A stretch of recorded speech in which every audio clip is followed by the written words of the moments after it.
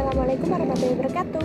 Perkenalkan, nama saya Hana Sajidah dengan NIM 23060200007 dari kelas 6B Tadris IPA. Video ini dibuat untuk memenuhi ujian akhir semester mata kuliah Kapita Selekta yang diampu oleh Ibu Feni Widianti. Baik, di sini saya akan menjelaskan mengenai pengangkutan pada manusia dan hewan. Yang akan kita bahas itu ada 4. Yang pertama ada peredaran darah, yang kedua ada sistem transportasi pada vertebrata, kemudian yang ketiga ada sistem transportasi pada invertebrata, dan yang terakhir ada peredaran darah pada manusia. Sebelum kita masuk pada materi lebih dalam, di sini ada integrasi keislamannya, yang mana dijelaskan pada kisah surat An-Nur ayat 45. Bismillahirrahmanirrahim. Wallahu khalaqa kulla dabbatin mimma faminhum may yamshi 'ala batnihi wa minhum may yamshi 'ala rijlaini wa minhum may yamshi 'ala arba' yakhluqu Allahu ma yasha' innallaha 'ala kulli syai'in qadir. Yang mana artinya, dan Allah telah menciptakan semua jenis hewan dari air. Maka sebagian dari hewan itu ada yang berjalan di atas perutnya, dan sebagian berjalan dengan 2 kaki, sedang sebagian lagi berjalan dengan 4 kaki. Allah menciptakan apa yang dikehendakinya. Sesungguhnya Allah Maha Kuasa atas segala sesuatu. Nah, dalam kisah surat ini itu makhluk hidup diciptakan oleh Tuhan itu seperti apa adanya. Jadi kayak ada yang diciptakan hewan itu diciptakan dari air, dan mereka berjalan dengan cara mereka masing-masing. Selanjutnya, yang pertama kita akan membahas mengenai sistem peredaran darah. Nah, sistem peredaran darah ini ada 2. Yang pertama ada sistem peredaran darah terbuka dan sistem peredaran tertutup. Nah, sistem peredaran darah terbuka ini umumnya hampir tidak memiliki warna, walaupun mengandung pigmen pernapasan. Kemudian sistem peredaran darah terbuka ini sel-sel darahnya bersifat amoeboid. Kemudian jantung pada beberapa antropoda masih sangat sederhana, dianggap sebagai peredaran pembuluh saja. Kemudian yang kedua ada sistem peredaran darah tertutup. Nah, dalam sistem peredaran darah tertutup ini alat pengedarannya terdiri dari darah, jantung, dan pembuluh-pembuluh darah. Kemudian fungsi dari jantung ini untuk memompa darah itu sendiri. Kemudian sistem peredaran darah tertutup ini dibagi menjadi 2, yakni ada sistem peredaran darah tunggal dan sistem peredaran darah ganda. Baik, seperti yang terlihat pada gambar itu, sistem peredaran darah tunggal ini biasanya terdapat pada ikan atau aves. Kemudian disebut peredaran darah tunggal karena darahnya hanya melewati jantung hanya 1 kali saja. Kemudian untuk sistem peredaran darah ganda ini, darah dari jantung itu mengalir ke paru-paru untuk bertukar oksigen, kemudian kembali lagi ke jantung dan akhirnya disebarkan ke seluruh tubuh. Nah, vertebrata ini merupakan makhluk yang memiliki tulang belakang.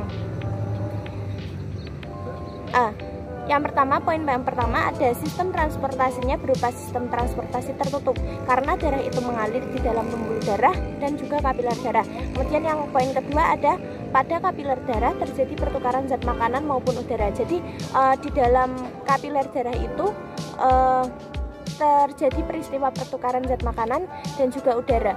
Kemudian sistem peredaran darah tertutup ini terbagi lagi menjadi 2, yakni sistem peredaran darah tunggal dan ganda seperti yang sudah dijelaskan sebelumnya.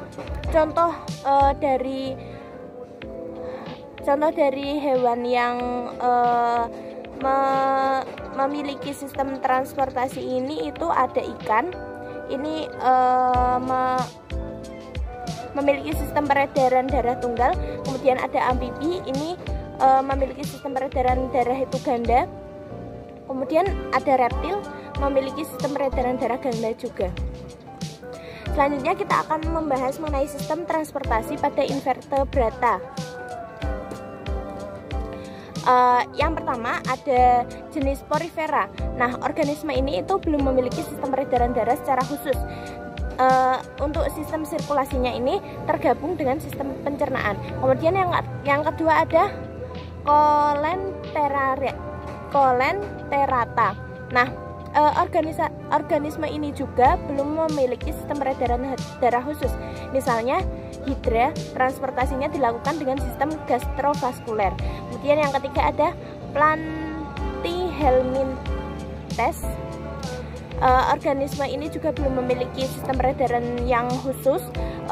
Misalnya itu ada Planaria sp, menggunakan sistem gastrovaskular, jadi hampir sama dengan yang tadi. Kemudian selanjutnya ada nematelmintes, transportasi dan pertukaran zatnya terjadi secara difusi. Selanjutnya ada Annelida. Annelida ini cacing ya. Cacing ini memiliki sistem peredaran darah tertutup. Nah, cacing tanah memiliki hemoglobin yang berfungsi untuk mengikat oksigen. Kemudian selanjutnya ada moluska. Pada moluska peredaran darahnya dengan sistem peredaran darah terbuka. Kemudian ada antropoda. Antropoda ini sistem sirkulasinya itu memiliki jantung dan juga arteri, tetapi tidak memiliki vena. Contohnya ada pada belalang, memiliki sistem peredaran darah terbuka. Kemudian yang terakhir ada Echinodermata. Echinodermata ini sistem peredaran darahnya umumnya itu tereduksi atau sukar diamati. Namun Echinodermata memiliki ciri khas, yaitu adanya sistem saluran air semacam pompa hidrolik yang disebut dengan sistem ambulakral. Baik, yang terakhir kita akan membahas mengenai sistem peredaran darah pada manusia. Sistem peredaran darah merupakan sistem transportasi yang melibatkan 3 komponen, yaitu darah sebagai medium transportasi, kemudian ada jantung sebagai pemompa, dan pembuluh darah sebagai salurannya. Sistem peredaran darah pada manusia ini bersifat tertutup dan ganda. Selanjutnya ada sistem peredaran darah pada manusia ini, ada gambarnya. Ada 2, yakni peredaran darah besar dan juga peredaran darah kecil. Untuk yang pertama, peredaran darah kecil ini secara singkatnya itu ada jantung, kemudian ke paru-paru, kemudian ke jantung lagi. Untuk peredaran darah yang besar ini jantung disebarkan ke seluruh tubuh, kemudian ke jantung lagi. Selanjutnya ada kelainan pada sistem peredaran darah di manusia.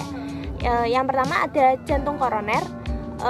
Penyakit ini terjadi saat arteri koronaria tidak dapat mensuplai darah yang cukup ke otot-otot jantung.